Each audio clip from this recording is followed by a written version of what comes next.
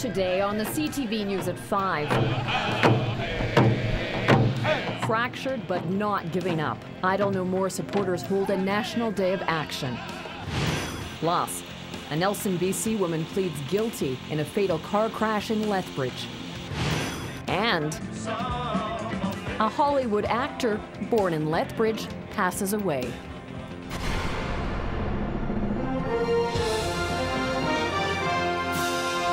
CTV News with Jackie Scantlebury. Good afternoon. The first day of action called upon by Native chiefs across the country is now over. Earlier, protests of Idle No More took to the streets in different cities, sending messages about the plight of their people. Some crowds were large enough to block off major roads and railways, including the Windsor-Detroit border. U.S.-bound traffic was held up for about an hour. In Ottawa, hundreds held hands in protest, and in Alberta, the QE2 highway south of Edmonton was blocked off. There weren't events planned on either the Blood or Piikani First Nations, but some southern Albertans traveled to a protest in Calgary. Many who took part say they don't believe in violence or extended disruption, adding they are honoring the vision of the Idle No More movement. We're trying to impose ourselves on anybody. We're not here trying to make demands or ask for more things. We're just trying to fight for our right to exist, and we're trying to make positive changes. And we feel that some things that some steps that we've taken will be on the path to do that.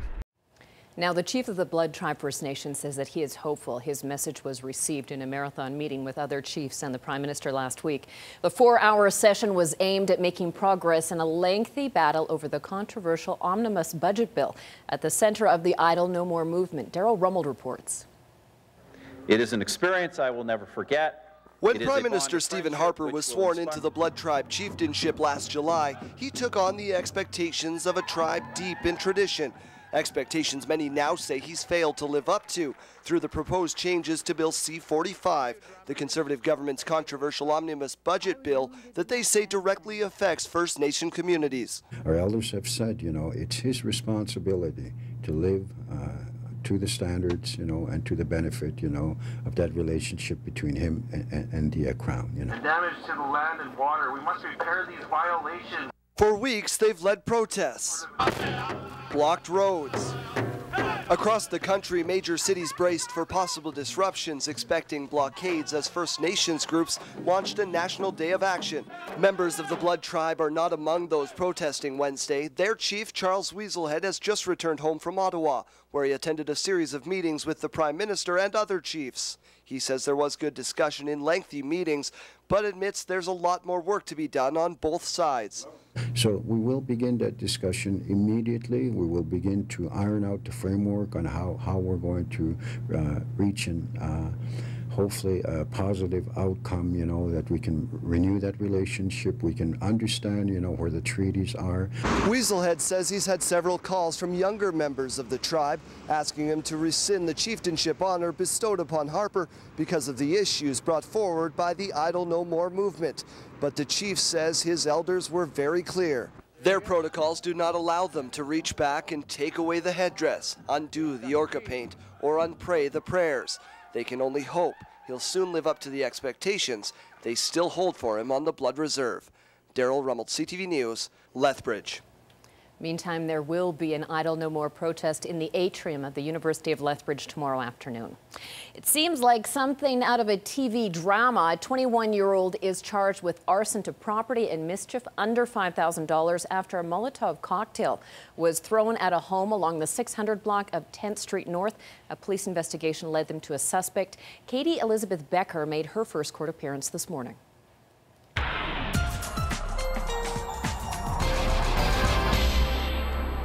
Well, if you don't like the wind, Dory Rossiter, you're really not going to like the next few days. Yeah, really. We did have a break today, but that's to be expected over the next few days. We'll have these strong episodes of wind, then some breaks, then the wind will be reoccurring. It looks like it'll be an off and on thing for several days. And then, as we know, on Sunday, we have very little wind, and it allows snow to arrive in southern Alberta. So on the one hand, you got the wind and drier conditions, and the other hand, you lose the wind and you get precipitation. So enjoy the next few days. I'll tell you all the details in a couple of moments. Thank you, Dory. A Nelson, BC woman has pleaded guilty to dangerous driving resulting in a car crash that killed a teenager in Lethbridge 4 years ago.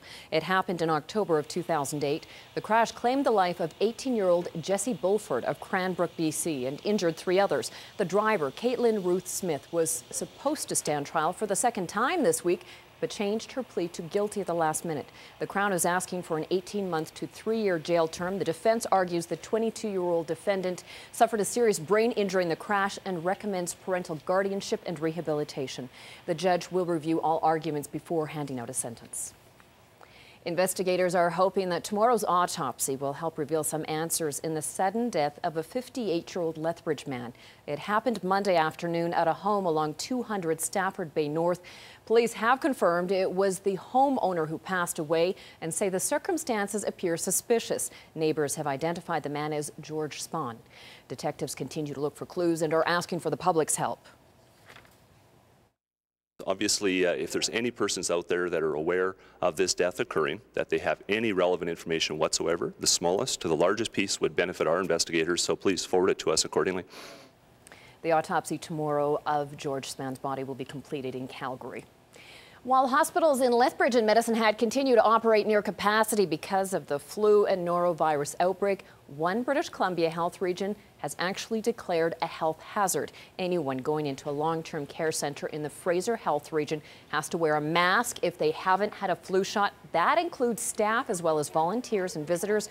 More than 20 residential care facilities have reported flu outbreaks so far, already more than double the number reported last year or even the year before that. The region is also reporting a dramatic increase in hospitalizations and deaths compared to other years. Well, Canada has become the first country to take the lead in helping employees facing psychological troubles. An estimated 500,000 people are missing work today because of mental illness, and that's why a national standard for mental health in the workplace has been created. You don't have to ask people to do this. We don't have to. People want to do this because everybody's affected. The national standard released today is the first of its kind in the world. It gives voluntary guidelines for employers to improve psychological health and safety in the workplace. It was developed by healthcare experts, government and business, including Bell, owner of CTV. George Cope, president and CEO of BCE, was on hand for the announcement this morning in Toronto, and he says Bell is supportive of this new standard as it's an integral part of the Bell Let's Talk campaign. Our Bell Let's Talk campaign recognized that, as the minister has said, mental health issues is really a health issue and one that we should be able to talk about like any other illness in the country. And of course, Canada is leading in that today. Now, the University of Lethbridge is set to receive over $3 million over the next 3 years as part of the next first stage of implementing Alberta's addictions and mental health strategy.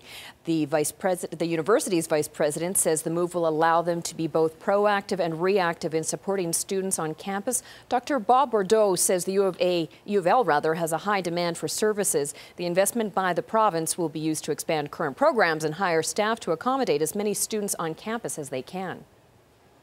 I think it also is the right thing to do in terms of the long term, and that is we're not only about providing the students with the experience of a quality undergraduate education, but it's also an investment in terms of not only their jobs when they leave university, but their career over the next 39 years, more or less.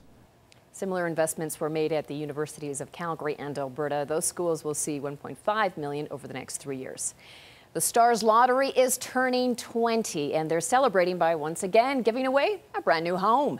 The Stars Lottery campaign was officially kicked off this morning at a show home in Paradise Canyon in Lethbridge. The grand prize was built by Avonlea Homes. It includes a very spacious layout, a man cave, and it costs Stars roughly $5,500, and our trips cost around $5,500 and are not covered by Alberta Healthcare. The Stars Lotto is their largest campaign of the season and one that's relied upon to help keep stars in the sky.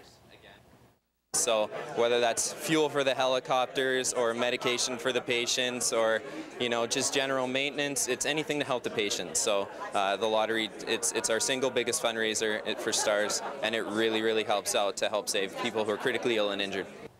Tickets are already 40% sold. You can purchase tickets online at starslottery.ca. Alberta's entertainment community is mourning the death of Diff'rent Strokes star and Lethbridge native Conrad Bain.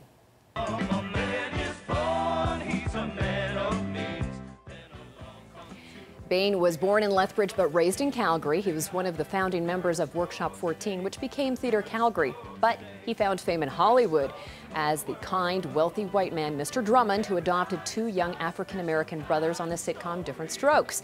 He died Monday at the age of 89 at his home in California. Today, they're remembering Bain at Western Canada High School, where he was a student in Betty Mitchell's drama class. Bain also attended the Banff School of Fine Arts. He is survived by 3 sons and a daughter with his wife of 64 years.